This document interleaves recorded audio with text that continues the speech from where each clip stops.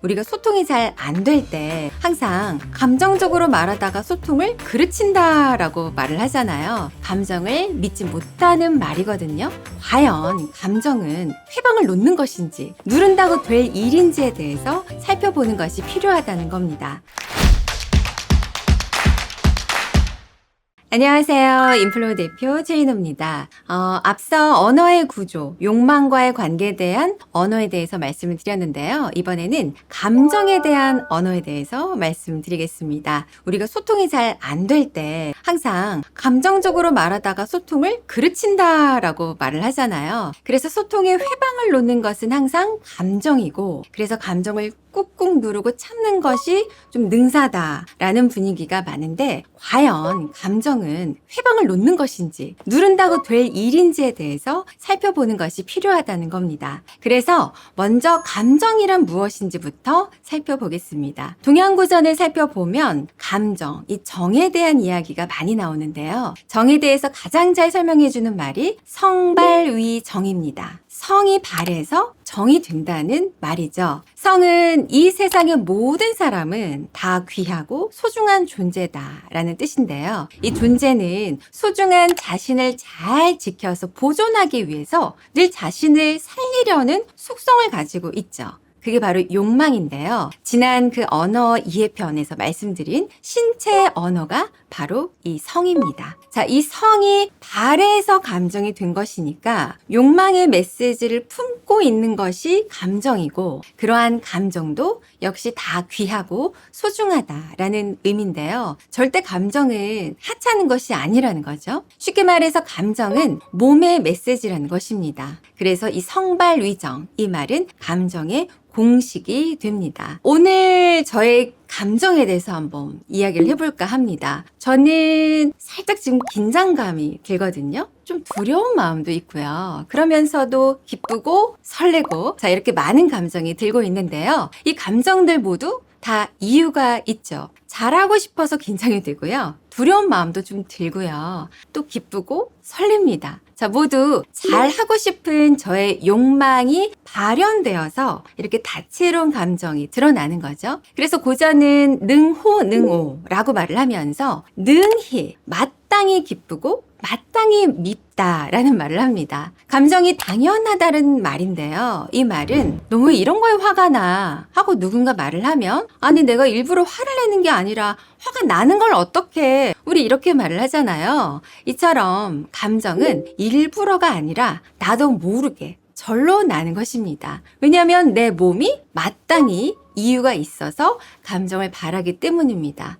기분이 좀 다운돼요. 막 짜증이 납니다. 이거는 내 몸이 좀 쉬었다 가자라는 표현일 수 있고요. 좀 찜찜하다는 감정이 생겼어요. 이것은 이러면 안 되는 거 아니야? 자, 이렇게 몸이 윤리를 챙겨주는 감정입니다. 자, 그러니 감정이 나를 회방놓는다고 볼 것이 아니라 감정은 소중한 것, 마땅한 것이라는 것을 먼저 챙기면 좋겠습니다. 자, 그런 감정을 분석하고 이해하는 방법을 한번 알아볼 텐데요.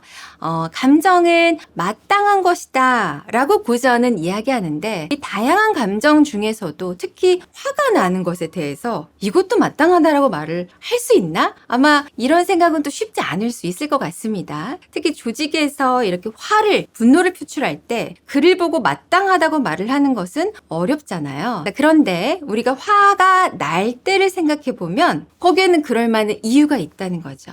자, 그런데 여기서 잠깐 분명하게 표현을 한번 확인해야 될 것이 있는데요. 제가 화가 나다라는 표현을 했는데, 이는 화를 상대에게 지금 퍼부었어요.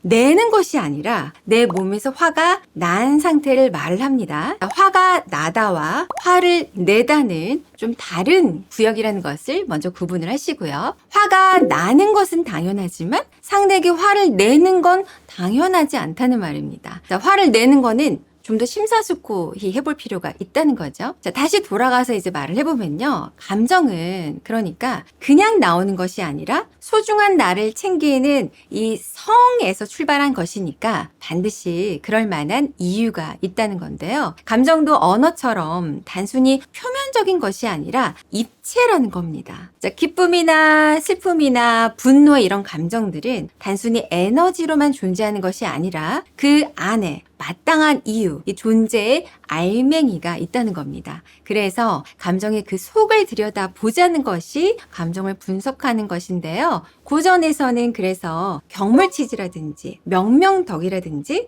이렇게 감정을 분석해야 된다는 말을 강조하고 있습니다. 자, 그러면 저의 감정을 다시 한번 또 분석을 해볼까요? 저는 강의가 잘 될 때 기쁩니다. 강의가 잘 안 될 때 슬프죠. 당연하죠. 근데 제가 슬플 때 누군가 뭘 그런 거 가지고 슬퍼해. 야, 얼른 툭툭 털고 일어나.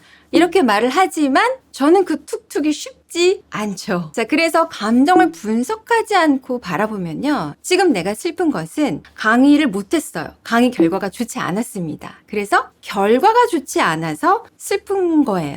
그런데 이 결과는 바꿀 수가 없잖아요. 그래서 계속 더 슬프죠. 자, 그런데 감정을 분석을 해보면요. 감정은 성에서 출발해서 감정이 된 것이니까 나는 무엇을 원했는데 잘 안 돼서 이렇게 슬픈 거지? 하고 결과가 아니라 그 앞에 욕망 단계부터 들여다보는 겁니다. 아, 나는 강의를 잘하고 싶었는데 이게 잘 안 돼서 슬픈 거구나. 당연히 슬프지 하면서 내가 나를 수용해주기 때문에 더 이상 이 슬픔 자체가 문제가 되지 않습니다. 그리고 대신 내가 이번 강의를 좀 잘하고 싶었구나 라는 나의 욕망, 이 바람에 포커스를 두기 때문에 어떻게 하면 내가 앞으로 잘할 수 있지? 라는 대처 방안으로 쉽게 넘어갈 수가 있게 됩니다. 자, 그래서 감정을 분석하는 것이 정말 중요한데요. 그러면 이 감정을 분석했는데 그럼 언어는 이제 어떻게 되는 걸까요? 언어는요. 그냥 그 감정을 분석한 내용을 그대로 표현하면 됩니다. 자, 제 사례를 또 한번 들어볼게요. 제가 어느 날 아침에 강의를 일찍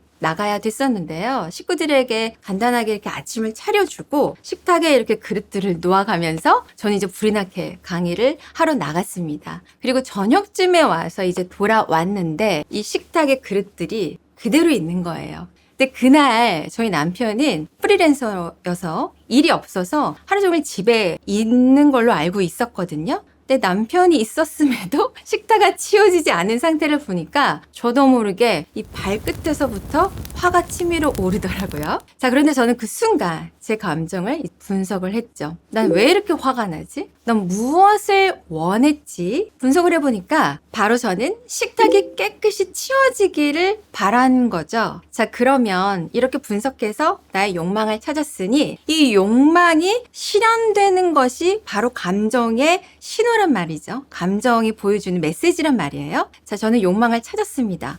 이 식탁이 깨끗이 치워지길 바래. 자, 그럼 이 욕망이 실현되는 말을 저는 하는 거예요. 자, 어떻게 하면 이 식탁이 치워질까요? 저는 이렇게 말했습니다. 여보, 오늘 많이 바빴나 봐. 자, 그렇게 말을 했더니 남편이 네, 달려와서 내가 오늘 좀 일이 있어서 그릇들이 치워지더라고요. 만약에 제가 분석하지 않고 화를 그대로 그냥 쏟아냈다면 제가 화를 냈던 그 욕망, 식탁이 치워지는 그 욕망은 절대 실현되지 않았겠죠? 자극에 이렇게 반응하면요. 감정이 이해되지 않은 채 거친 말이 되어서 나오는데요. 자극에 반응하지 않고 제가 감정을 분석해서 이해를 하면 충분히 상황에 맞는 대응하는 말이 나올 수가 있습니다. 자, 조직에서도 그럼 이렇게 감정을 이해하고 말을 하면 될까요? 자, 조직에서도 어떤 상황이든 상대가 누구든 이렇게 나의 감정을 이해하고 또 너의 감정을 내가 이해하고 거기에 대응해서 말을 하면 되는데요. 감정은